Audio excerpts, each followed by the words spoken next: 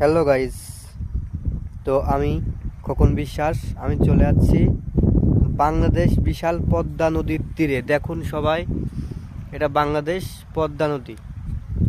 বিশাল আকৃতি নিয়ে এই পদ্মা নদী তীরে আমরা বেড়াতে আসছি। আমরা দেখুন নদীর চিত্র। এখানে পদ্মার ইলিশ হয়, এখানে এই নদীতে। এটা পদ্মা নদী, চর। তো গাইস, আপনারা সবাই দেখুন, বাতাস হচ্ছে এই জন্য, আর শব্দ নদীর তীরে বাতাস, জলের স্রোত ইত্যাদি।